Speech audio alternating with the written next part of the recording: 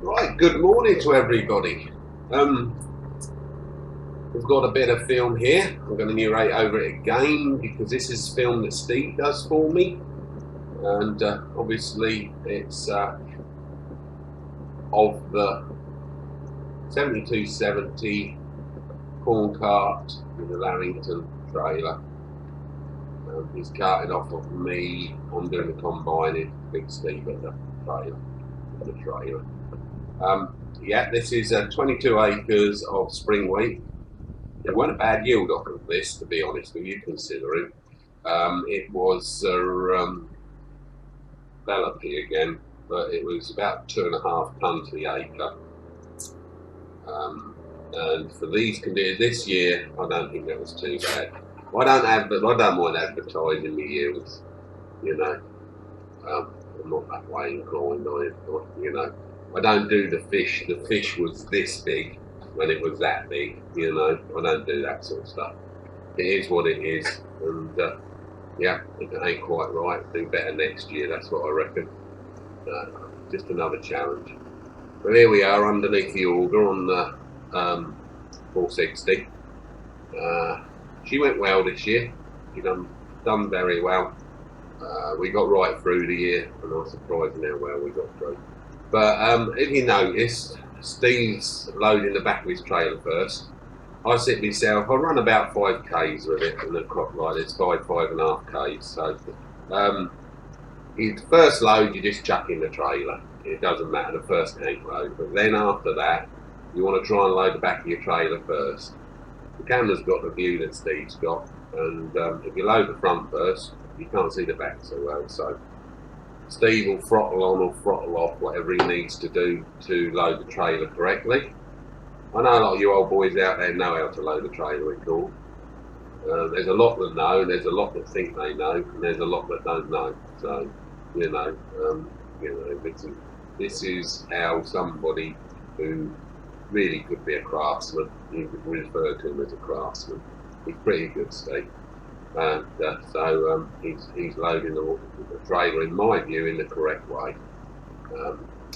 He'll take another load because this is a 16-ton trailer, and I doubt if I'm full up. The lights come on at 75%, so you know I doubt I'm full up. I would imagine I've got sort of 5.5, 6 ton in there. But he's now like, you know, that's it. That's that tank empty. Now what he'll do is he'll pull away from me and park up on the headland out of my way, and that's where he'll sit. I get some people, like my old boy likes to follow me around. I don't like that because he's running the field now. Just park up and wait for the combine to flash again, to go in and empty, especially this year because the grounds are soft and do so much damage.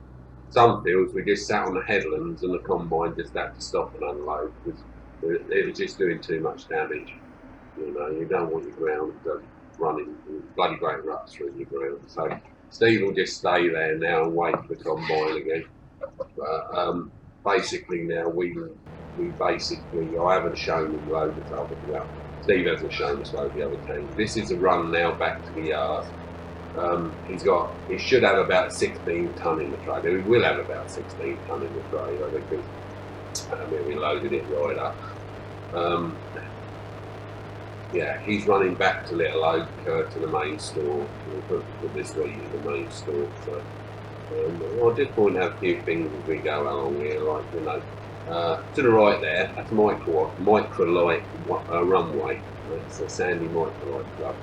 They use that to take off the land. And in a minute, when we go out the gate, I'll point something else out to you, which is quite, to be honest with you, it shows two different techniques of cultivation, min-till and ploughing. Now, you can use your own mind, which is the better. I know what I consider to be the better of the two. Now, min-till has its place. If you're farming thousands of acres, you need to have min-till in there because there's just no way you'll plough everything. So the big farms you need min-till. But as you come out of this gateway, you will see, to the left you will see a field which is ploughed by a neighbour of mine. And they're two brothers, and they're absolutely brilliant farmers, absolutely excellent farmers. And that field to the left is ploughed, the field to the right is min-tilled. And that young man to the right, I think he's farming about 300 acres, something like that, two and a half, 300 acres. And all he does is min-till, min-till, min-till, every year min-till. I've never actually seen him put plough in the ground. So, you know, yeah, he skips over it, I suppose, quick. But people need graser on those fields, or slug pellets, whatever you want to call it. He will need slug pellets. The ploughing won't need slug pellets. So that can cost you anything from £10 to £16 per acre. So now you tell me ploughing is expensive. If you're middle to light land, I'll come and plough your field for you for 26 to £28 an acre. You know, £16 goes a long way towards an acre of plough. You can't min-till for sort of a tenner an acre. I know you can't. And it's a good ploughs year, but again on the left, that's the same farmer, that's a plough, you know, and it just buries all the crap and all the trash. And this year's a good ploughing year. You ain't going to burn out a lot of metal this year. I think we done 200 acres of ploughing, and we took out 1 set points. We have changed the landslides, but they were quite about 3 parts gone when we actually started this year. We just wanted to finish them off. Ploughing isn't expensive when you take into consideration the knock-on effect it has on pesticides and fungicides and stuff. So, but I will say, if you've got thousands of acres under your belt, you really do need to do min-till. It's not, you could rotate it in my view, but to get the work done, you need to have min-till. The ground you're looking to on the right there, that is farmed by a big farmer locally, and that he will direct drill. He's direct drilled it for the last 3 years, and when it rains, he has lovely little ponds in the corners because his drainage is shaken. His drainage is knackered, you know. It hasn't seen no heavy cultivations for a long time, and he just goes in there with a weave and direct drill. I think it's around about 6 metres, and he will direct drill. That is heavy land. You do not want that land going down hard on you. When it rains, his tram lines will be full of water. His headlands never grow like the rest of his fields, and I do know because I have spoken to the people who farm it. There was issues with the yield off them fields, but if you ain't going to put the effort in, you're not going to get the reward back as far as I'm concerned. But I must admit, I've just bought a timber solo, and I will rotate that with my ploughing. I shan't be using that thing every year. We rotate it with the ploughing, and we will actually use it to knock down the top of the ploughing as well to get ready to drill. So, but yeah, the points are cheap on it, so it's discs and points and a press as well. So it will do well for knocking the top down as well. So we will use that for both. We're just coming through patch, coming up to full coat green. We've got a lovely day. There were a few lovely days amongst this harvest. They weren't all terrible, but there were few and far between. There weren't enough of them. We got through. This is full coat green, lovely little green down in the village. The farmer to the right who keeps the green cut tidy, cuts proper silage off of it, obviously common land, and silage or hay cuts off of it. So let's turn right here now. We're up here on the left, but again, the hedges there, I must admit, I keep them trimmed, and I let my trees and that grow. We've got some lovely ash trees up here on the left, and you tend to go into like a tunnel. And this is what the countryside should look like, kept but not chopped back too hard. You should have edges in that, you know, it breaks the wind, soil erosion and all that, it helps with all that. And if you have got grassland and that, it shades the cattle from harsh weather and the sunshine.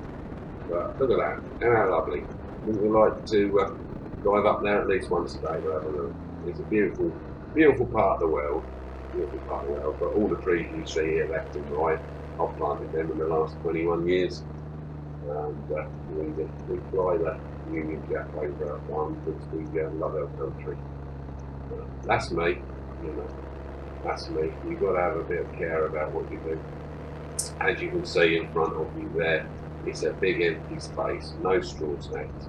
Well, this time of year, we've normally got 3 or 4 straw stacks in that top end there. But obviously this was this is sort of middle of August. This was. There's some straw in there now because we're just the 1st of October now. So this would have been middle end of August. Got the silage in the barn's got half full of hay. And yeah, Steve's backing up now towards the main grain store. I think this might have been a Sunday because both lorries are in the yard, so I think this might have been a Sunday. The baler's not here, so that's probably out working somewhere. What's it saying on there? 12 for the. That's wrong. 12 for the second. I don't think he set his camera 2015. No, ain't that bad. We got my tyre store on the left there. We keep some tyres in for the tractors and the lorries mainly. It was 4, but we're actually just taking another Arctic off the road. We're going to mothball that one, and so we're now running one Arctic and obviously trailers and the 2 combinations. What we're running now. This is a grain store we put up 2 years ago. This is the 3rd season we've used it. Nice toy box in the window. Get all the equipment in there. Shut them roller shutters down. It's nice and secure, and it's vermin proof as well. So yeah, they can't get in there to chew your wiring and everything. We do get the odd one find its way in, but I reckon that must walk in when the doors are open. You know, when we're working, like Steve's sticking in there, so we ain't opening the doors every load. So I think we do get the odd one creep in, but it's totally empty at the minute and swept out. So the only thing that's in there's fresh air. You know, there's a couple of the sucker blowers laying down there on the floor. We used them a bit this year, I must admit. But we didn't combine. Well, we didn't send anything away over 15%. Everything was below 15%. You know, it was around 15.6, around about there, 7, something about there on most of the crops. Things were a bit down, but yeah, we are managing to get something done. It is Sunday, but my old dad used to say to me, better the day, better the deed, boy. That's what he used to say when people moaned at him for working Sunday. You know, the Dad's Day, the shops didn't even open on a Sunday. There used to be one called Sutton's on the high street near the fire station in Sandy. That was the only one that opened Sunday, and it'd only be allowed to open Sunday morning. But no, Sunday was day of rest. That's long since gone, but the farmers always worked on a Sunday. Right, he's off out now. He's running back to the yard. So what I'm going to do is I'm going to let you have a listen to the exhaust pipe and shut my block. So I'll just stop.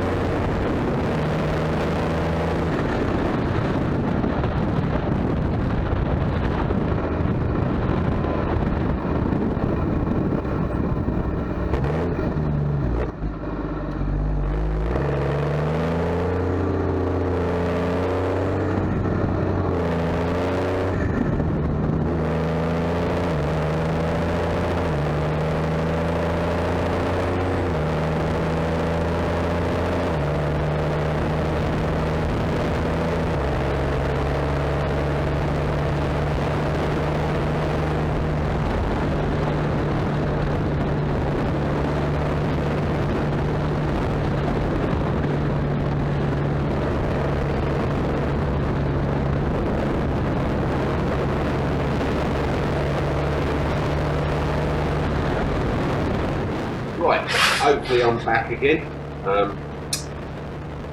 Yeah, again, we're on our way back to the combine now. Like I said, it's a 7270. So I thought I'd just let you have a listen to that straight 6 turbo Cummins. Hopefully that came out alright. Still learning with this narration stuff. I don't know quite whether I'm doing it right, but I'm doing my best. This house to the right, I knocked the windows off the window last few of the other side. Went around a bit quick, it rolled off the top and knocked it in the whack against the window, knocked the windows in. I paid for it. I asked him how much he wanted and he told me and I gave him some cash. So yeah, he knew a man. But we're pulling back in the yard now. That's me coming up the field there, that little dog with a Lexus. Yeah, I'm just about to overflow. There's a good load on in the back of there. I think I'm carrying about sort of 6 ton now, 6.5 tons. So yeah, I need emptying fast. Or else it starts trickling over the front and that starts dropping on top of the cab, and then that goes down between the cab and the tank and fills up the space between the tank. There's a window in the tank and a window in the back of the cab. And then you can't see in your grain tank anymore. I've done it a couple of times, but it's actually easier to stop and wait for the trailer than it is to climb in the tank and clean it out. So yeah, it's pretty difficult getting in the tank in that combine. But no, there we are. I'm just coming up there. To be honest with you, we're nearly done that field. After this, we went over to Upper Cultivation. I uploaded that film yesterday for you, Saturday. I put that on upload whilst I went up to the Grandstand show. You have a look at the Grandstand show. That's a lovely, lovely little show. There's some damn good shots on there. I got some marvellous cheese from there. Absolutely gorgeous cheese. And yeah, got to have a look round. Chandlers were there, so I had to go on their stall and had a cup of coffee out there. Alexandra's auctions, Alexandra Brown now, I believe it is. So there, went in there and had a cup of coffee and a cheese platter with them. So yeah, it was a lovely day. Well worth a look, the Grandstand show. Well worth it. Yeah. Right, we're just about done here now. So I'm just finishing the field off. Steve's going to sit in the shade under that headway for me. So we're yeah, we're cracking on. You know, here we're cracking on. Like yeah, now we're absolutely finished. So I'm sitting here thinking about cutting a load of silage now. Whether I ought to do it. There is a good week coming.